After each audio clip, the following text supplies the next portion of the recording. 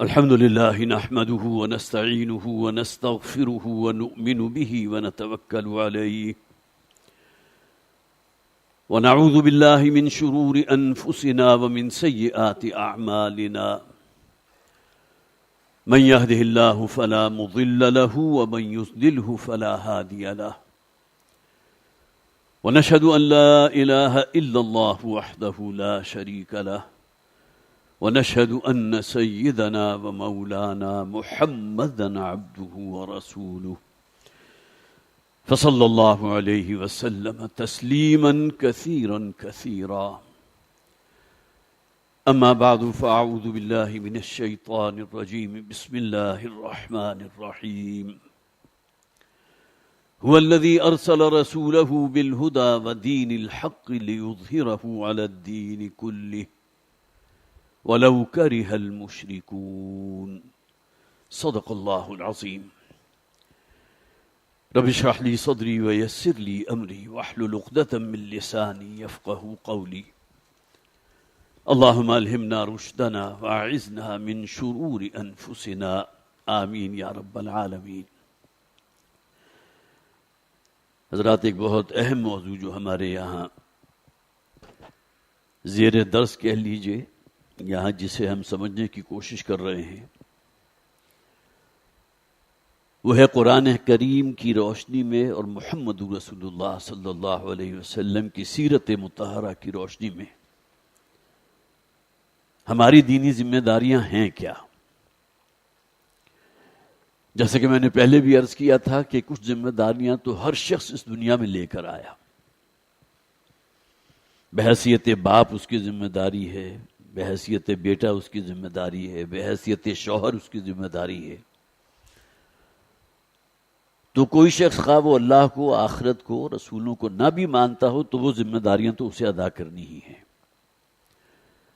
لیکن ہمارا ایمان ہے کہ اللہ تعالیٰ نے اس کائنات کو جو تخلیق فرمایا اور جملہ مخلوقات میں جو سب سے ٹاپ پر ہے، اشرف المخلوقات، انسان، وَلَقَدْ كَرَّمْنَا بَنِي آدَمَ وَحَمَلْنَاهُمْ فِي الْبَرِّ وَالْبَحْرِ، جو تکریم اللہ تعالیٰ نے انسان کو عطا فرمائی، ضرب سلام اللہ کی جملہ مخلوقات کا۔ تو اللہ تعالیٰ کچھ اور بھی آگے بڑھ کر چاہتے ہیں کہ صرف وہ دنیاوی ذمہ داریاں جو ہیں وہ تو ہر شخص کو ادا کرنی ہیں، کچھ اور تقاضے بھی ہیں کہ جو تمہارے کاندھوں پر عائد ہوتے ہیں۔ اس دنیا میں غم بھی ہے، پریشانیاں بھی ہیں، مصائب بھی ہیں، بیماریاں بھی ہیں، صدمات بھی ہیں، سب کچھ جھیلو، لیکن اس کے بعد تیار رہو ذہنی طور پر کہ آخرت میں تمہیں اپنے ایک ایک عمل کی جواب دہی کرنی ہے۔ یا ایھا الانسان انک کادح الی ربک کدحا فملاقیہ، اے انسان، تمہیں اس دنیا میں بھی مشقتیں، مصائب، غم، تکلیف، صدمات جھیلنے ہیں، اور اس کے بعد تمہیں تمہارے رب کے حضور کھڑا کر دیا جائے گا۔ اب ہمیں اصل میں احساس یہ ہونا چاہیے کہ وہ دن جو آنا ہے شدنی ہے۔ اگر اس پر ہمارا ایمان نہیں تو سرے سے ہم مسلمان ہی نہیں ہیں۔ آپ کو معلوم ہے، اللہ پر ایمان، آخرت پر ایمان، اللہ کے رسولوں اور نبیوں پر ایمان، ایمانیات ثلاثہ۔ تو یہ انسان کے اوپر اگر فکر مسلط رہے گی تو یقیناً وہ اپنا رخ اس طرف رکھے گا جو اس کے خالق اور مالک کو مطلوب ہے۔ تو ان چیزوں کو پیش نظر رکھتے ہوئے چند باتیں جو میں نے آپ کی گزارش کی تھی، غالباً آج ہماری چوتھی یا پانچویں نشست ہے اس موضوع پر، اور میری خواہش ہو کہ آج ہم اس موضوع کو اپنی تکمیل تک پہنچا لیں۔ صرف ذہن میں تازہ کر لیجئے، والد محترم رحمۃ اللہ علیہ نے جو بہت خوبصورت ایک شبیہ بیان کی تھی، تمثیل تھی، سے منزلہ عمارت کی۔ ایک عمارت کی بنیاد ہے اور اسی بنیاد سے 4 ستون جو ہے وہ برآمد ہوتے ہیں۔ بنیاد کیا ہے؟ کلمہ شہادت، اشہد ان لا الہ الا اللہ واشہد ان محمدا عبدہ ورسولہ۔ اس کے بھی 2 پہلو ہیں۔ ایک کا تعلق ہمارے صرف قول سے ہے، قولی گواہی دینا اس بات کی، قولوا لا الہ الا اللہ تفلحوا، اور اس کی دوسری ڈائمنشن کیا ہے کہ یہ ایمان اور یقین ہمارے دل میں گہرا اترا ہوا ہو. اگر وہ دلی یقین حاصل ہے تو اس کا لازمی نتیجہ پھر یہ نکلے گا کہ انسان کی زندگی، اس کی سوچ، اس کا اٹھنا بیٹھنا، اس کی صبح و شام، اس کی سیرت، اس کا کردار، ہر شے اس رنگ میں ڈھلی ہوئی ہوگی جسے قرآن کہتا ہے صبغۃ اللہ، یہ اللہ کا رنگ ہے.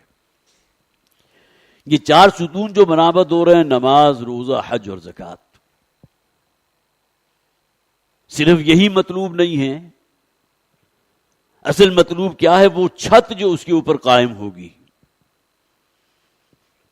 کوئی عمارت آپ کے پیش نظر ہے، آپ تعمیر کرنا چاہتے ہیں، صرف ستون بنا کر اگر آپ فارغ ہو گئے تو عمارت تو نہیں ہے جب تک کہ شیلٹر نہ ہو. چھت جو ہے، پہلی سلیب جب تک نہیں پڑے گی عمارت تو مکمل نہیں ہوگی. یہ الگ بات ہے کہ آپ اس کے بعد 6 منزلیں بنا لیں. تو پہلی چھت وہ ہے کہ جسے قرآن کہتا ہے عبادت رب، اپنے رب کی بندگی پوری زندگی میں. اور اس کے لیے جیسا کہ میں نے عرض کیا تھا، قرآن حکیم کی کئی اصطلاح ہے. اطاعت ہے، تقوی ہے، اپنے آپ کو سرنڈر کر دینا اللہ کے سامنے. اور ان سب کے لیے جامع ترین اصطلاح عبادت رب کی ہے. بندگی اختیار کرو اپنے رب کی، اس کے انعامات، اس کے احسانات. اس نے جس طرح تمہیں نوازا ہے اس دنیا میں، صحت عطا کی ہے، روپیہ پیسہ عطا کیا ہے، یہاں کی تمام آسائشیں اور سہولتیں جو ہے اللہ نے تمہیں بہم فرمائی ہیں. تو یہ احساسات انسان کے اگر موجود ہوں گے تو جذبات شکر پیدا ہوں گے. کسی محسن یا منعم کے انعام اور احسان کے نتیجے میں جو جذبہ تشکر پیدا ہوتا ہے کہ میں اپنے رب کے قریب ہونا چاہتا ہوں، اس کا قرب حاصل کرنا چاہتا ہوں. تو یہ پہلی چھت مکمل ہوئی جس میں یہ تمام اصطلاحات میں نے تفصیل سے عرض کیا تھا، صرف اس کا خلاصہ پیش کر رہا ہوں. تقوی بھی ہے، اطاعت بھی ہے، فرما برداری بھی ہے، اسلام بھی ہے اور عبادت رب. پھر دوسری چھت وہ ہے کہ جس کا تعلق، اس بات کو ذہن میں رکھیے، پہلی چھت کا تعلق خاص ہماری اپنی زندگی سے. یا ایھا الذین آمنوا اتقوا اللہ حق تقاتہ، تقوی اس درجے کا اختیار کرو جو تقوی اختیار کرنے کا حق ہے. تو اس کا مخاطب تو میں اور آپ ہے نا. 20 آیات قرآن میں موجود ہیں. یا ایھا الذین آمنوا اتقوا اللہ، یا ایھا الذین آمنوا اتقوا اللہ، اہل ایمان اللہ کا تقوی اختیار کرو. سورہ نساء میں تو یہ بھی فرمایا گا یا ایھا الذین آمنوا آمنوا باللہ ورسولہ، اہل ایمان ایمان محکم رکھو اللہ پر اور اللہ کے رسول پر. جس ایمان کا اس آیہ مبارکہ میں مطالبہ کیا جا رہا ہے وہ دل کے یقین والا ایمان ہے جو ہماری سیرت و کردار کے اندر ایک انقلاب پیدا کر دے گا. اب یہ جو دوسری چھت ہے اس کا تعلق گویا کہ وہ بات جس کو آپ نے قبول کیا اسے اب معاشرے میں پھیلائیں. دعوت ہے، تبلیغ ہے، امر بالمعروف نہی عن المنکر ہے، اور ان سب کے لیے جامع اصطلاح ہے شہادت علی الناس، شہادت حق. گواہی دینا اس بات کی معبود برحق اللہ ہے، لیکن جب تک تمہارا عمل اس کی گواہی نہیں دے گا تمہاری زبان سے نکلی ہوئی کوئی بات جو ہے اثر نہیں کرے گی. دل سے جو بات نکلتی ہے اثر رکھتی ہے، اور دل سے جو بات نکلے گی وہ یقین والے درجے کی ہوگی. اس پر انسان خود بھی عمل پیرا ہوگا، اور انسان کی شرافت اور مروت کا تقاضا کیا ہے کہ اس بات کو دوسرے لوگوں تک پہنچائے. جس نے اصطلاحات کا ذکر کیا میں نے، دعوت، تبلیغ، امر بالمعروف نہی عن المنکر، شہادت علی الناس. اس میں قرآن کریم کی کتنی ہی آیات ہیں جو میں نے پیش کی تھی. یا ایھا الرسل بلغ ما انزل الیک من ربک، یا ایھا الرسول، اے رسول صلی اللہ علیہ وسلم، آپ کے رب نے جو پیغام آپ تک پہنچا دیا اب آپ پر لازم ہے اسے دوسرے لوگوں تک پہنچائیں. دعوت، ادع الی سبیل ربک بالحکمۃ والموعظۃ الحسنہ وجادلھم باللتی ہی احسن. بلاؤ لوگوں کو، دعوت دو لوگوں کو اللہ کے کلام کی طرف، اللہ کے دین کی طرف، حکمت کی طرف، حکمت کے ساتھ، مواعظ حسنہ کے ساتھ. ومن احسن قولا ممن دعا الی اللہ وعمل صالحا، اس شخص سے بڑھ کر بہتر بات کسی کی ہو ہی نہیں سکتی، وہ شخص جو لوگوں کو اللہ کی طرف بلانے والا ہو۔ یہ دوسری چھت ہے جس کے لیے میں نے عرض کیا تھا کہ انسان کی شرافت اور نجابت کا بھی یہ لازمی مظہر ہوگا، اور غیرت دینی کا بھی لازمی مظہر یہی ہے کہ جس دین کو ہم نے اپنے لیے پسند کیا ہے تو ہماری شرافت، مروت اور غیرت کا تقاضا ہوگا کہ ہم اسے دوسرے لوگوں تک بھی پہنچائیں۔ امر بالمعروف نہی عن المنکر۔ اب یہ تمام چیزیں وہ ہیں کہ جس کا تعلق دوسری چھت سے ہے، تفصیل سے ہم نے اس پر غور کیا۔ تیسری چھت جو بلند ترین منزل ہے، یہاں اب مطالبہ یہ ہے کہ جس دین کو تم نے قبول کیا ہے اسے قائم اور نافذ کرنے کی عملی جد و جہد بھی کرو۔ جیسا کہ میں نے عرض کیا تھا، نبی اکرم صلی اللہ علیہ وسلم صرف ایک داعی نہیں تھے، مبلغ نہیں تھے، صرف مرشد نہیں تھے، صرف مزکی نہیں تھے، یہ تمام چیزیں بھی حضور کی ذات میں موجود تھیں، لیکن ان سب سے بالا تر جو پوزیشن تھی نبی اکرم صلی اللہ علیہ وسلم کی، وہ رسول تھے، اور رسول کے ذمہ ہے کہ اس پیغام کو لوگوں تک پہنچائے، نہ صرف پہنچائے بلکہ اس کی بنیاد پر ایک معاشرہ قائم کر کے دکھائے۔ حضرت عیسیٰ علیہ السلام، ان کے مواعظ موجود ہیں، بہترین مواعظ، انسان کی جسے آپ کہیے ذاتی اخلاقیات ہو سکتی ہیں، اس اعتبار سے شاید اس سے اوپر کے سرمن آپ کو کہیں نظر نہیں آئیں گے، لیکن یہ کہ ان کی پوری زندگی میں یہ الگ بات ہے کہ 32 سے 33 برس کی ان کی عمر تھی کہ اللہ تعالیٰ نے رفع آسمانی کر لیا، ہم مانتے ہیں اس بات کو، قرآن میں ذکر موجود ہے۔ وما قتلوه وما صلبوه ولكن شبه لهم بل رفعه الله الیہ،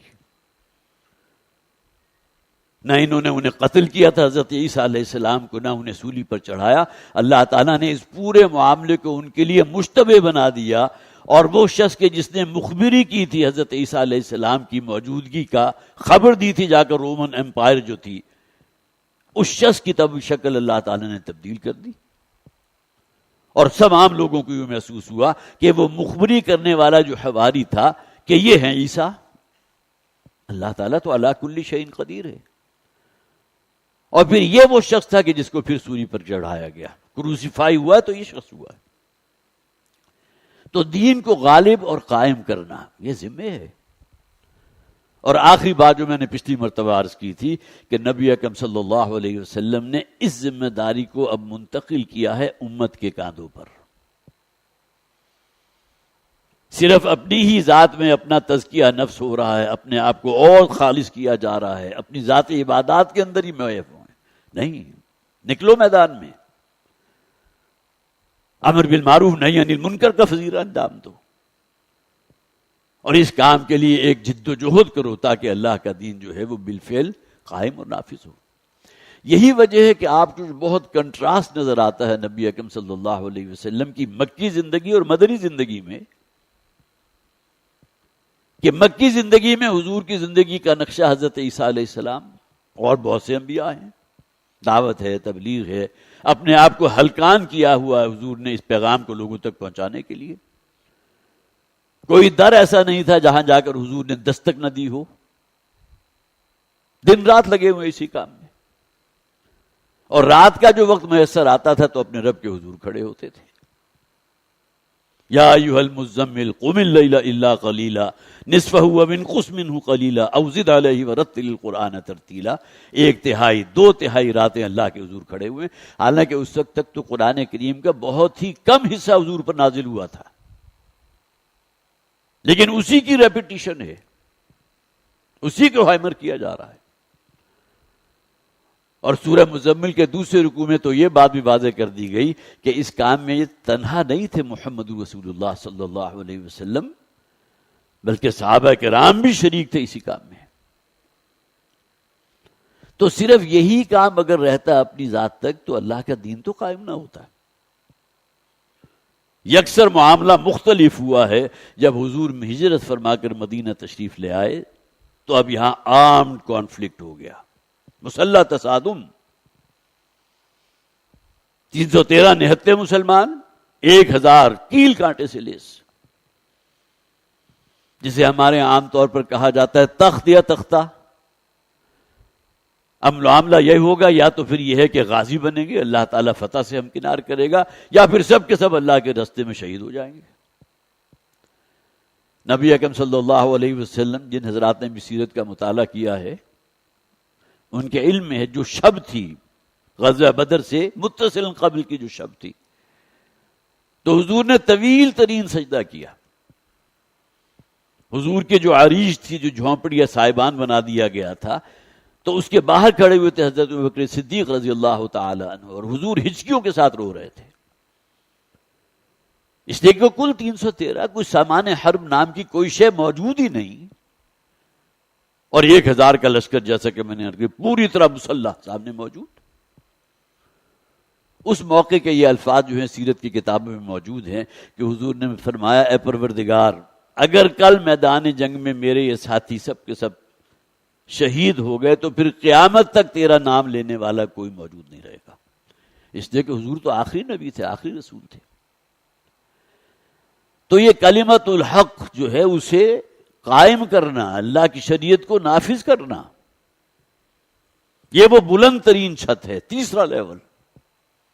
خود اللہ کے بندے بنو، اللہ کی بندگی اختیار کرو، جس پیغام کو قبول کیا اسے دوسرے لوگوں تک پہنچاؤ، اور پھر یہ کہ اس کے بعد جد و جہد کرو، محنت کرو، کوشش کرو، تاکہ اللہ کا دین جو ہے وہ قائم بھی ہو سکے۔ اب یہ تیسری جو چھت ہے، اس کے لیے مختلف اصطلاحات قرآن میں موجود ہیں۔ هو الذی ارسل رسولہ بالہدی ودین الحق لیظہرہ علی الدین کلہ۔ اللہ نے اپنے رسول کو کیوں بھیجا؟ یہ کتاب ہدایت دے کر کیوں بھیجا؟ تاکہ تمام ادیان باطلہ پر اس کو بالفعل غالب فرما دیں، لیظہرہ علی الدین کلہ۔ اسی کو تکبیر رب بھی کہا گیا، اقامت دین بھی کہا گیا۔ سورہ شورى کے بالکل آغاز میں وہ آیات موجود ہیں، شرع لکم من الدین ما وصی به نوحا والذی اوحینا الیک وما وصینا به ابراہیم وموسیٰ وعیسیٰ ان اقیموا الدین ولا تتفرقوا فیہ۔ جو اولو العزم من الرسول ہیں، ان کا نام لے کر کہا کہ اللہ تعالیٰ نے اس لیے بھیجا تھا تاکہ دین کو بالفعل قائم کریں۔ تو یہ اقامت دین کی اصطلاح ہے، اظہار دین الحق علی الدین کلہ کی اصطلاح ہے، لتکون کلمۃ اللہ ہی العلیٰ، کہ اللہ ہی کا کلمہ سب سے سربلند ہو جائے، اس دین کا غلغلہ ہو۔ اور بات منطقی طور پر سمجھ میں آتی ہے، اب قیامت تک کسی نبی اور رسول نے نہیں آنا نا، تو جملہ جتنے بھی افراد موجود ہیں اس روئے ارضی پر، وہ ایک اعتبار سے امت دعوت ہیں حضور کی، کہ اللہ کا پیغام ان تک پہنچانا ہے، دعوت ان تک پہنچانی ہے۔ ایک امت استجابت ہے، جن لوگوں نے قبول کیا ہے، جو دائرہ اسلام میں داخل ہیں، جنہیں کچھ نہ کچھ دینی شعور حاصل ہے، اپنی زندگی، اپنی جو بھی ذمہ داریاں ہیں اس کی آگاہی حاصل ہے، یہ تو گویا کہ اس امت میں شامل ہیں جسے ہم امت استجابت کہتے ہیں، جنہوں نے قبول کر لیا۔ لیکن ایک امت دعوت ہے، پوری نوع انسانی گویا کہ مخاطب ہے محمد رسول اللہ صلی اللہ علیہ وسلم کے پیغام اور قرآن کریم کی دعوت کی، اور یہ کام اب کسے کرنا ہے؟ امت مسلمہ کو کرنا ہے۔ فَلْيُبَلِّغِ الشَّاهِدُ الْغَائِبَ، جو موجود ہیں ان کے لیے لازم ہے کہ پہنچائیں اس پیغام کو ان لوگوں تک جو یہاں موجود نہیں۔ تو یہ تین ذمہ داریاں، عبادت رب، شہادت علی الناس اور اقامت دین، اس کے لیے کچھ لوازم ہیں۔ وقت ہمارے پاس بہت کم ہے، لیکن جیسا کہ میں نے عرض کیا تھا کہ آج ہمیں اس گفتگو کو ختم کرنا ہے۔ سب سے پہلا لازمہ ہے جہاد۔ قرآن کریم میں جہاد کی اصطلاح سینکڑوں مرتبہ استعمال ہوئی۔ معنی کیا ہے اس کے؟ محنت کرنا، سعی و جہد کرنا، جد و جہد کرنا، کوشش کرنا۔ اب یہ کوشش جو ہے خالصتاً پہلے لیول کے اوپر کیا ہوگی کہ تمہارا سب سے بڑا دشمن تمہارے اندر موجود ہے، نفس، نفسانی خواہشات۔ ان النفس لامارۃ بالسوء، یہ تو تمہیں لے کر جائے گا ترغیب دے گا برائی کی، گناہ کی، معصیت کی، بغاوت اور سرکشی کی. تو سب سے پہلے اپنے اس دشمن کو پہچانو. جگہ جگہ اڑنگے لگائے گا. شیطان کو بھی اللہ نے اجازت دے دی، وسوسہ اندازی کرنے کی اجازت اسے حاصل ہے. معوذتین جو قرآن کریم کی آخری 2 سورتیں ہیں، نبی اکرم صلی اللہ علیہ وسلم کے معمول میں شامل تھا کہ سونے سے قبل ان 2 سورتوں کی آپ حضور جو ہیں وہ تلاوت فرماتے تھے. قل اعوذ برب الفلق من شر ما خلق، قل اعوذ برب الناس ملک الناس الہ الناس. یہ تعوذ ہے. اور سورۃ الناس میں تو گویا کہ جو اصل سورس ہے، جو انگیخت کرتا ہے انسان کے اندر اس کے ہوائے طبیعی کو، وہ شیطان ہے. الذی یوسوس فی صدور الناس من الجنۃ والناس. تو اس جہاد کا جو پہلا لیول ہے وہ یہ ہے کہ اپنے نفس کے ساتھ مجاہدہ کرو. اور اس بات کو بھی نبی اکرم صلی اللہ علیہ وسلم نے کس خوبصورتی کے ساتھ واضح کیا. حضور نے فرمایا المجاہد من جاہد فی نفسہ. مجاہد وہ ہے جو اپنے نفس کے ساتھ جہاد کرتا ہے. اور ایک موقع پر نبی اکرم صلی اللہ علیہ وسلم نے یہ بھی فرمایا تھا افضل الجہاد ہے یہ ان تجاہد نفسک فی طاعت اللہ. اس لیے کہ اگر اس دشمن کو ہم نے نہیں پہچانا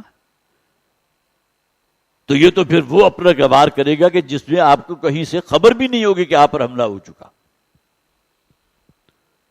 قرآن کہتا ہے نا انہو یراکم ہوا وقبیلہ من حیث لا ترونہم. اے مسلمانوں، یہ شیطان تم پر وہاں سے تاک لگاتا ہے، وہ بھی، اور اس کی جو ذریت مانوی ہے، ذریت سلبی ہے، وہاں سے تمہیں تاکتا ہے، وہاں سے حملہ آور ہوتا ہے جس کا تمہیں سان گمان بھی نہیں ہوتا. تو یہ جہاد کا جو وہ لیول ہے اسے ہمیں گویا کہ پرائرٹی نمبر 1. کوئی شخص جو ہے اپنے اس دشمن کو جو ہے وہ زیر نہ کرے اور خارج میں جو ہے داعی اللہ بن کر کھڑا ہو جائے تو اس کا نتیجہ کیا نکلے گا؟ اس کی دعوت بالکل بے اثر ہوگی جب تک خود اس کو کنوکشن حاصل نہ ہو، یقین حاصل نہ ہو. دوسرے لیول پر جہاد کیا ہے جس میں دعوت بھی تھی، تبلیغ بھی تھی، امر بالمعروف نہی عن المنکر بھی تھا، شہادت علی الناس بھی تھی. یہاں ہے یہ کہ قرآن کریم ہے وہ اعلی انقلاب محمدی صلی اللہ علیہ وسلم، جس کے ذریعے اللہ کے رسول صلی اللہ علیہ وسلم نے وہ انقلاب برپا کیا کہ نہ حضور سے پہلے نہ تا قیام قیامت اس کی کوئی اور نظیر پیش کی جا سکتی ہو. اعلی انقلاب قرآن کریم. قرآن میں 4 مقامات پر یہ الفاظ بیان ہوئے ہیں یتلو علیہم آیاتہ ویزکیہم ویعلمہم الکتاب والحکمہ. کوئی نہ کوئی تو حکمت ہے نا، ریپیٹڈلی یہ الفاظ. اور اس کا سینٹرل ایکسس کیا ہے؟ قرآن کریم. یتلو علیہم آیاتہ، اس قرآن کی آیات پڑھ کر سناؤ ان لوگوں کو. اسی کے ذریعے ان کے اندر انقلاب پیدا ہوگا، ان کا تزکیہ ہوگا، ان کی تعلیم ہوگی، ان کی تربیت ہوگی. اللہ کا پیغام، میسج نکھر کر ان کے سامنے آئے گا. تو اس لیول کے اوپر آ کر گویا کہ پھر اصل شے جو آپ کے پاس بطور ہتھیار ہے وہ قرآن کریم ہے. انجمن خدام القرآن کا جو موٹو تھا، آپ حضرات میں سے بہتوں کو وہ حدیث یاد بھی ہوگی، بارہا اس کا حوالہ آتا ہے. راوی حضرت عثمان رضی اللہ تعالی عنہ. حضور نے فرمایا خیرکم من تعلم القرآن وعلمہ. تم میں بہترین لوگ وہ ہیں جو قرآن کا علم حاصل کرتے ہیں اور اس کے علم سے دوسرے لوگوں کو سیراب کرتے ہیں. لیکن ان دونوں کے درمیان فل ان دا بلینکس کیا ہے؟ خود اس علم پر عمل کرنے والے ہیں. قرآن کے ذریعے علم حاصل ہوا نا، کیا کرنا ہے کیا نہیں کرنا، ڈوز کیا ہیں، ڈونٹس کیا ہیں، معروف کیا ہے، منکر کیا ہے، تمہارا رب کن باتوں سے خوش ہوتا ہے، کن باتوں سے ناراض ہوتا ہے، کن باتوں پر وعید ہے، عذاب کی دھمکی ہے. یہ تمام چیزیں قرآن میں موجود. اعلی انقلاب حضور کا قرآن کریم. لہذا سورہ بنی اسرائیل میں فرمایا گیا وَجَاهِدْهُمْ بِهِ جِهَادًا كَبِيرًا، اے نبی صلی اللہ علیہ وسلم اب آپ کو جہاد کرنا ہے قرآن کی طاقت کو اپنے ہاتھ میں لے کر. جاہدہم بہی، یہ جو ہی کی ضمیر ہے قرآن کی طرف ہے. تو گویا کہ دوسرے لیول کے اوپر اس کا اطلاق ہوگا قرآن کریم کی دعوت سے لوگوں کو روشناس کرائیں. اور تیسرا لیول جو ہے وہ اس کا وہ ہائیسٹ لیول جس میں مسلح تصادم تک کی نوبت آ سکتی ہے. اور نبی اکرم صلی اللہ علیہ وسلم کی سیرت کا مطالعہ کریں گے تو انقلاب نبوی کا پورا پروسیس جو ہے منہج وہ بالکل واضح اور نکھر کر سامنے آ جاتا ہے. ایک نظریہ توحید تھی جس کی اشاعت ہے، لوگوں تک پہنچائی بات، اس کی بنیاد پر لوگوں کا جمع کیا، ان کی تعلیم کا بندوبست ہوا، ان کی تربیت ہوئی، انہیں ایک ڈسپلن کا خوگر بنایا، ایک جماعت کی شکل میں منظم ڈسپلن جماعت کی شکل میں ان کی تشکیل دی. اور اس کے بعد یہ جماعت کا کوڑا ہے کہ جو پھر پیٹھ پر برسا ہے طاغوت کے اور کفر کے، وہ میدان جنگ ہے، غزوہ بدر، غزوہ احد، غزوہ احزاب، وہ پھر آخری درجہ ہے. اور دوسری بات یہ نوٹ کیجئے کہ یہ بات بالکل مسلم ہے کہ کوئی بھی اچھا کام کسی شخص کے اندر جذبہ پیدا ہو، آگے بڑھ کر کام کرنا چاہتا ہے، اس میں کوئی معاونت نہیں ہے کہ وہ اکیلا کام کرے، اس لیے کہ وہ ہے، اس کی قبر ہے، اس کی جواب دہی ہے. جس بات کو ذہن سمجھا اس کے دائی بن کر کھڑے ہوئے نہیں ہوئے، اس پر عمل پیرا ہوئے یا نہیں ہوئے، اکاؤنٹیبل ہے نا ہم میں سے ہر شخص. لیکن اگر ایک سے ایک مل کر دو ہو جائیں گے تو اس میں برکت پیدا ہو جائے گی. ہمارے ہاں عام طور پر کہا جاتا ہے نا ایک اور ایک مل کر دو نہیں ہوتے بلکہ 11 ہو جاتے ہیں. گویا کہ دین کا کام کرنے والوں کو بھی باہم ایک دوسرے کا دست و بازو ہونا چاہیے.